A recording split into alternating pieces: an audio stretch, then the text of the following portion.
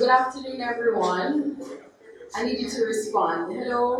Hi, it's a small space. Yeah. Welcome to the official opening of OHJA Herb House, Kingston. And special welcome to Mr. Orville Powell, Chief Executive Officer of Global Cannabis, the Honourable Dr. Norman Dunn, State Minister of Industry, Investment and Commerce, Mr. Douglas K. Gordon, founder of Canex Jamaica, Dr. Lorenzo Gordon, Vice Dean at Caribbean School of Medical Sciences, Mr. Luke Issa, founder of Frazzle, invited media and performers. I'm Davianne Tucker and I'll be taking you through this afternoon's program. On behalf of the OHJA team, I'd like to say thank you so much for choosing to spend this time with us. Many things are unfolding right now, and you could have been elsewhere doing many other things, but you're sharing in this very special occasion, and for that support, we're certainly grateful. This business, this moment is very meaningful to me as someone living with 4 different chronic diseases. When you talk about daily pain, losing sleep, and difficulty functioning, you speak about my experience. And knowing firsthand what it is like to need healthy, reliable, and most of all, sustainable medical support, a company like OHJA entering the Jamaican medical marijuana industry symbolizes possibility for me and many others. So, thank you, OHJA, for starting this off. Our proceedings will be short and very insightful, and to offer a word of blessing, we invite the Honourable Priest ABBA to join us. Please give him a little, thanks.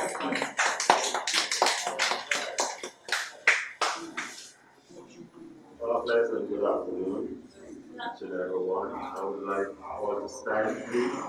We're just going to do a word of prayer for the prosperity of this country and the well-being of ourselves. Gentlemen could put their Holy Trinity in their mind, and ladies put their hands on their article.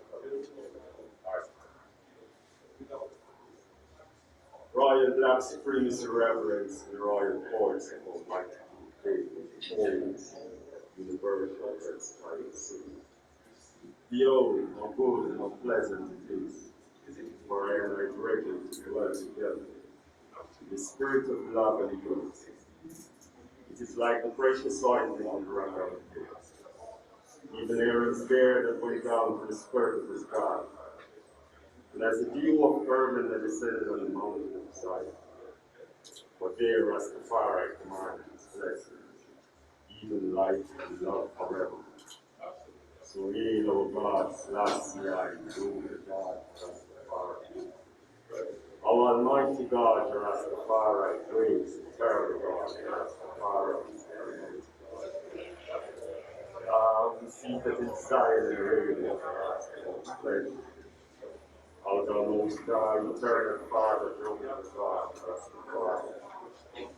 Hear us and bless us, O Lord, keep us and sanctify us all. And cause thine own face to shine upon us, and children that we shall be saved. How thou most high God, Rastafari, who give thanks, my Lord and us, praise in Jesus.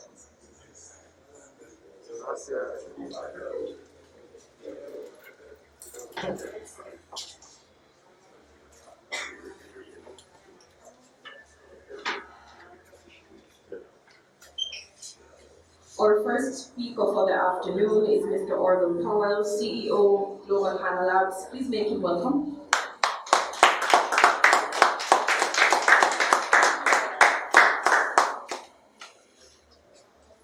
Good evening, Mr. Minister.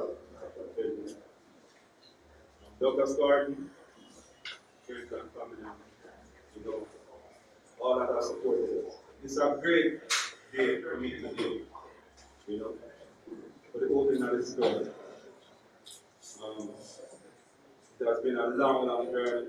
We're coming from maybe 2 or 3 years back in the system to get it to where it is today. And you know that it's not even where we want it to be.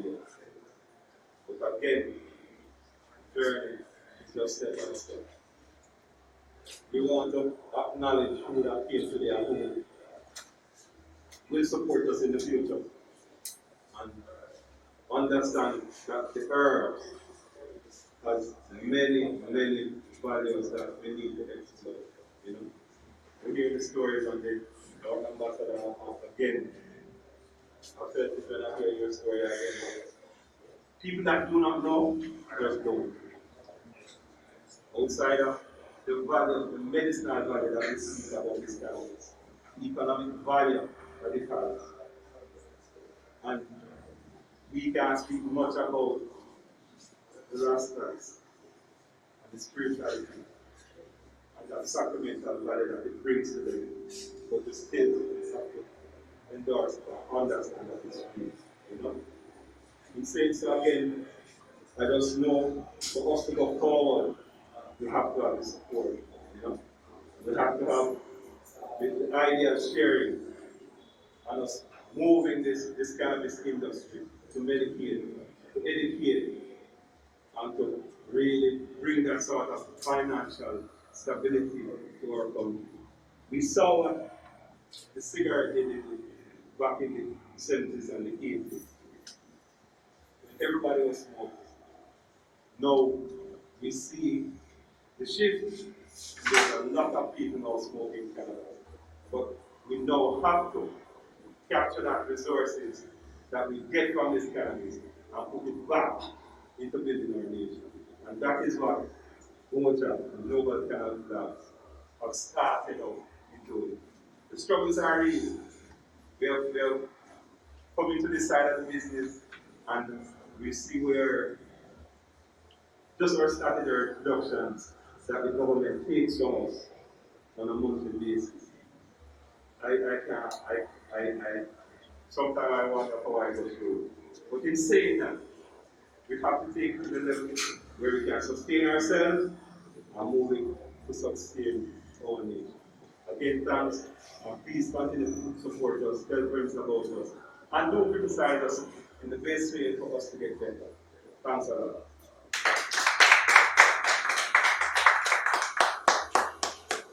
Awesome. Thank you so much, Mr. Powell.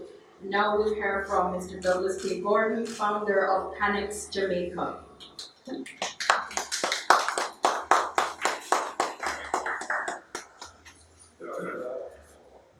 Honourable Minister, Orville Powell, CEO of OHJA Life, and his team, and our media guests. It's a real pleasure to be here. You know, when the idea for Canex was born, I was lucky enough to have a conversation with Orville in Montego Bay.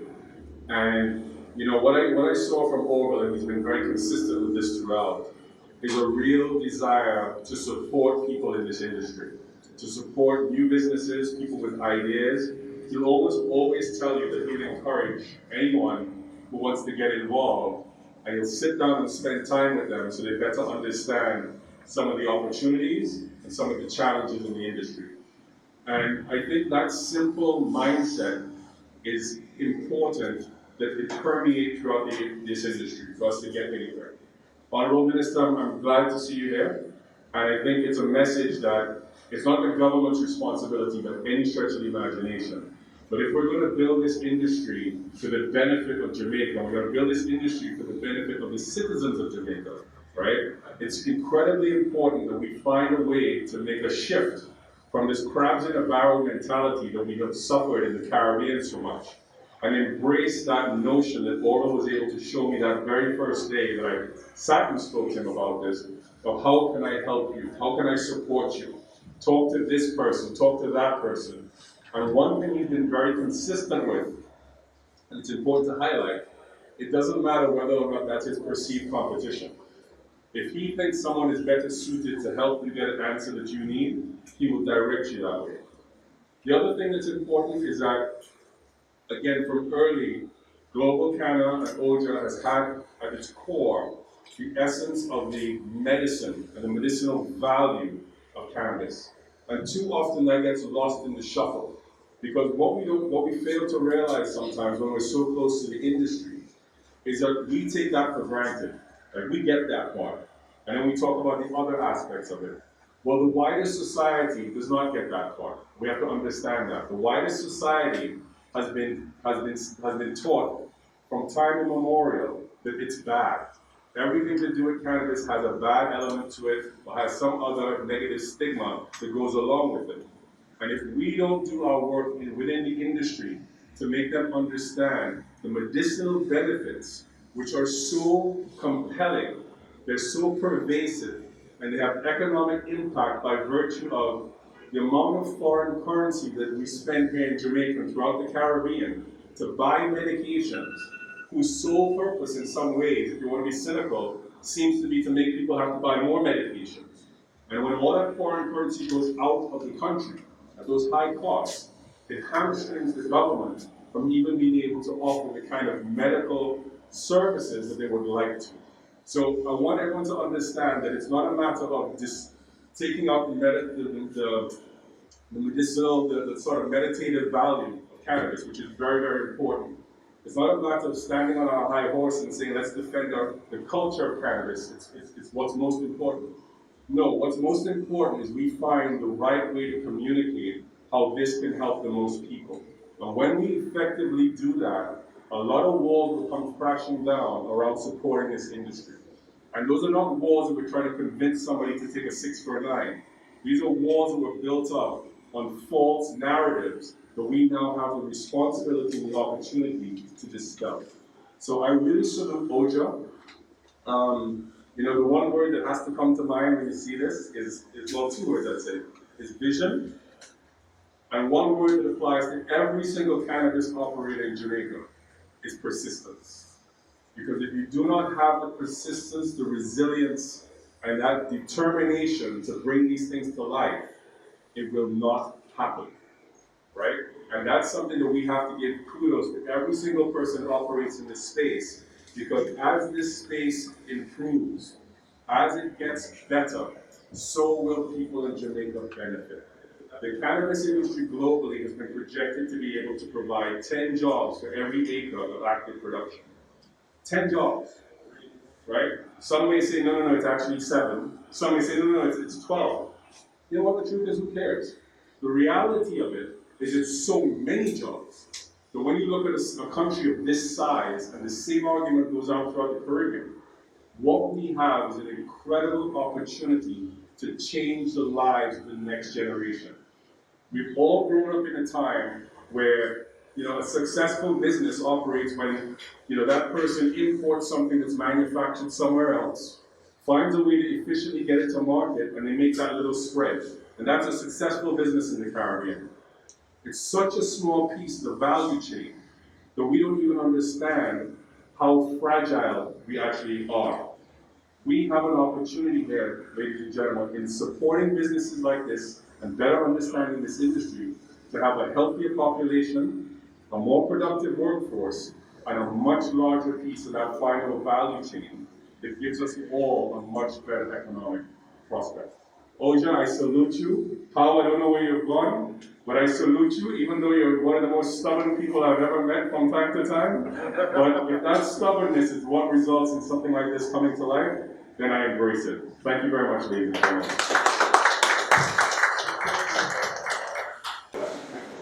I really enjoyed that speech or that discourse. When he said the potency of the medical benefits is absolutely amazing. And I mentioned it before, but I know that many people are now familiar with younger people falling ill and being chronically ill, which is for the rest of your life, as they would put it.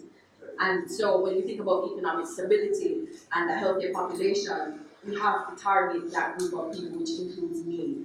And I was speaking to one of you about this morning.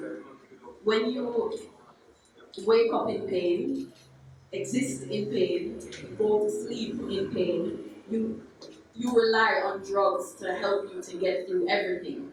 And I've been on morphine. I've spent like a year, 2 years on morphine, and I've had active withdrawal from it. And I wasn't addicted, but I had physical dependence because the drug literally changes the configuration of your brain. And yes, it gets a little emotional. But it changes the configuration of your brain. And so ultimately, you have to find a different way to function. And coming off that drug was awful. I didn't even know that's what was happening to me. I just ended up at the doctor, and I remember her looking at me like, you have a problem. I'm like, I don't have a problem. I chose to stop taking the drugs, but my body is reacting. And she's like, you can't keep taking these things. I was shaking in hot sun. I was fully clothed and couldn't function. I couldn't speak. It was awful.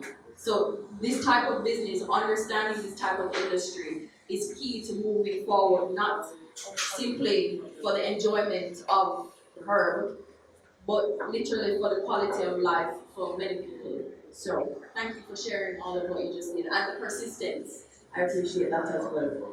Moving right along, the Honourable Dr. Norman Dunn, State Minister of Industry, Investment and Commerce. Please make him welcome.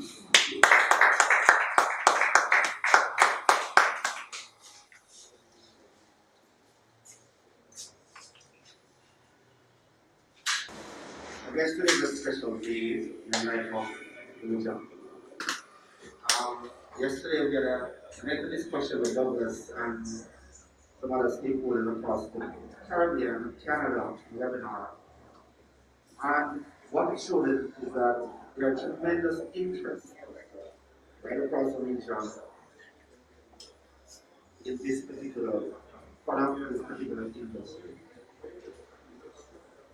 But we know also that, especially in recent times, that's taken on added value and added life in a country that still treats this particular plant as a serious drug. You see, we're in Colorado. In June, they had $150 million of sales of what they do recreational. In July, it was 200 million. So the sales keep adding up month by month. Now in Jamaica, we've had this product for many years, all of our lives as a matter of fact. And there's a group of persons in Jamaica that were marginalized quite a bit because of this particular product. And that's Rastafari. And as we begin to slowly introduce this in Jamaica in a very controlled manner, I mean, people have support to these set of people that stood the course and were persistent, that it had value to them. Not a sacramental, but otherwise. In Jamaica, one of the things that came up in the webinar yesterday was that persons would view us as being very cautious as a country. And yes, we are, in terms of opening up this industry. In 2015, that is when the Cannabis Licensing Authority came into being. It's actually the same year that Global Canna also came into being in Jamaica. And we're cautious, as I mentioned yesterday, for a number of reasons, because Jamaica has always been seen, always, in the forefront of this industry. What was never seen in a good way, were always seen in an illicit, illegal manner. The transshipment of this particular product. So, in 5 years, we have only done 68 licenses. And for us, we say that's a small amount. But 68 licenses is still quite a bit, because it's also a learning process for us here in Jamaica. But more so, persons complain initially that it is just the big man who have been able to access this particular industry as we merge from the illegal to a legal medicinal industry. And what we have done in many ways, we're leading the Caribbean and in other areas in how we incorporate the small man through our transitional cultivation program. We're also moving to another stage where we have what's called the AD, the Alternative Development, where we are basically piloted two projects in Jamaica, one in ABBA and another in Orange River, I believe, for us to see the best way in which we can grow this industry in a way that it can stand the scrutiny of anyone anywhere in the world. One of the biggest issues we have, and I'm sure Orville and the investors in Jamaica who have great plans of exporting, is what we call correspondent banking issues. And it is actually limiting the explosive growth, I would believe, that this can happen in Jamaica. It is something that we're working assiduously. The Ministry of Industry, Investment and Commerce, along with the government of Jamaica, the CMA, the Bankers Association of Jamaica, and their corresponding banking partners, to see the best way that we can allow this industry to reach its true potential. I believe that the time will come when we will see the benefit of what the Rastafarians have carried on for such a long time, the benefit to the people of Jamaica. Douglas mentioned the employment potential, but there are so many upstream potential as well of this particular land that has been here for ages, and has shown itself to be of tremendous value to persons who have particular ailments. I mean, here we had a good example. But one person also needs to understand is that as we open this industry, it's not a free-for-all, because we have to have strictures and controls. We have to have standardization, and that's where we have enlisted Bureau standards in allowing us to standardize what we do.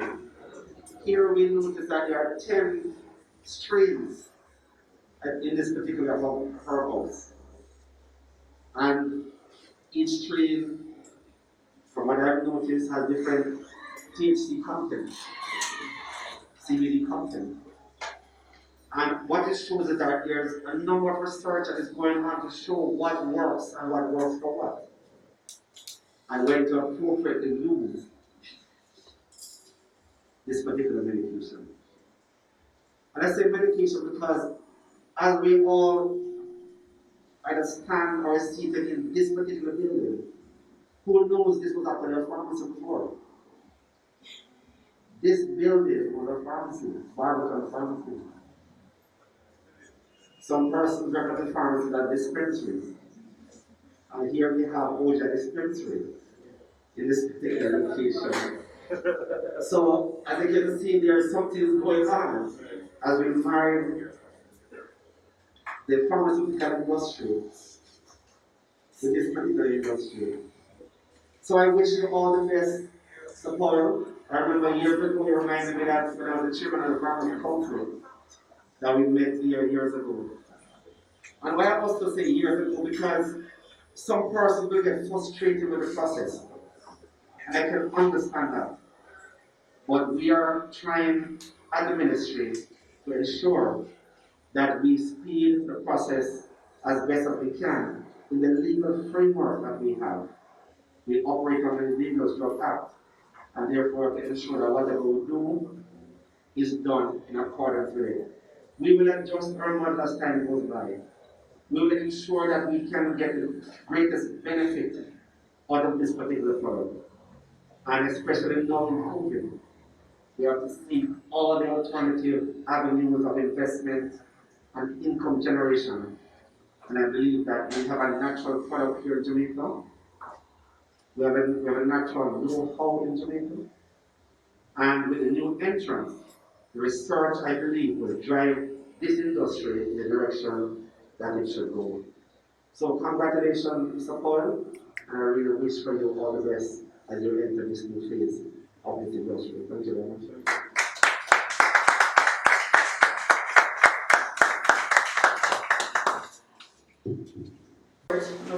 everything you said. We're going to be holding you to all of that. We're confident that you will continue to deliver though. Yes? Now we go into our first performance of the afternoon. Miss Acadia Sims, aka AFRO, she's a dub poet. She is also a performing artist, creative and past student of the Edna Mann College of the Visual and Performing Arts. The name of her piece is Just Bonnet. Please make her welcome.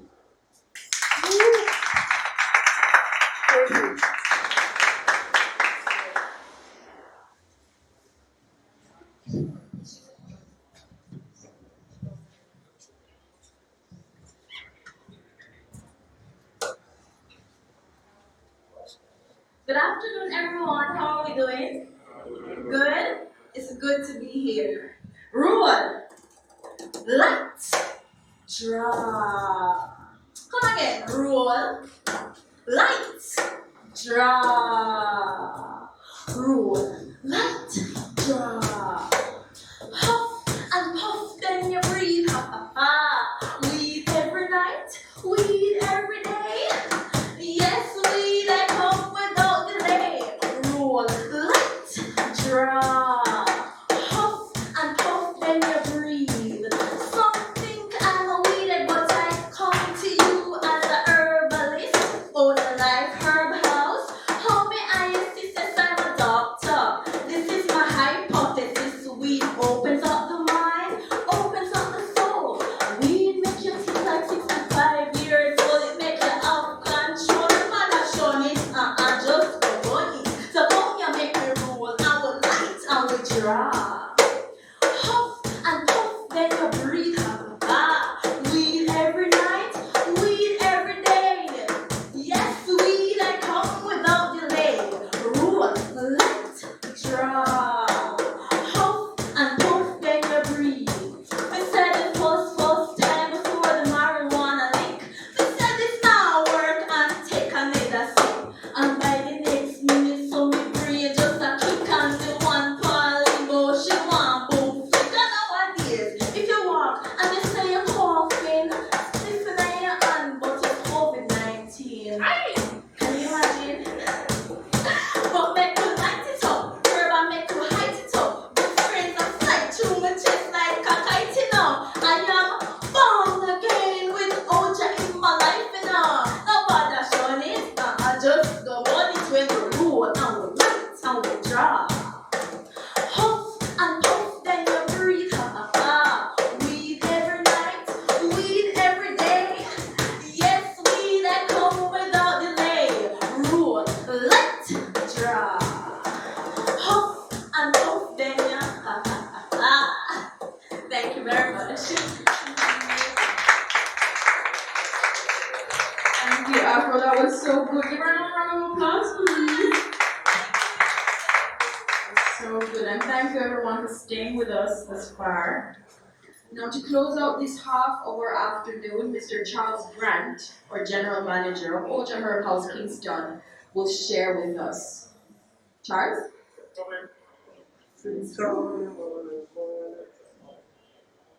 I'm fully singing that song in my head right now. Love, light, draw. Hi, Charles.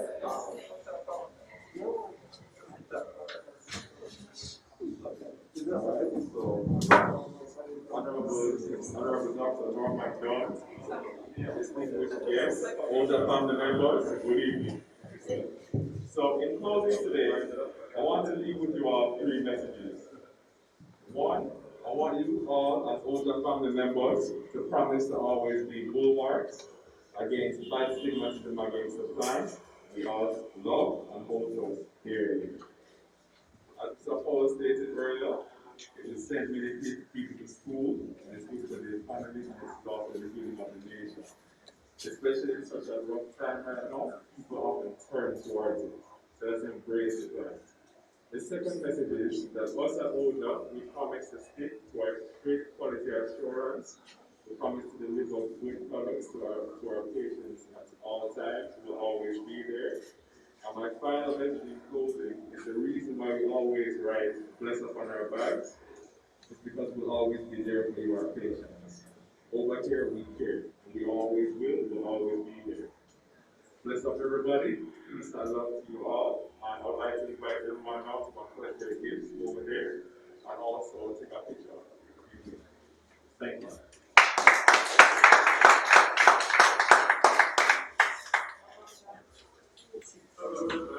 Thank you, Charles. We have come to the end of this half of the program, as Charles said, but thank you for being here again. And now we move to the right side of the room by the mural. You collect your gifts and you can take pictures right over there. Right, this is a media event, so like you share them, to your social media and all that. Thank you very much.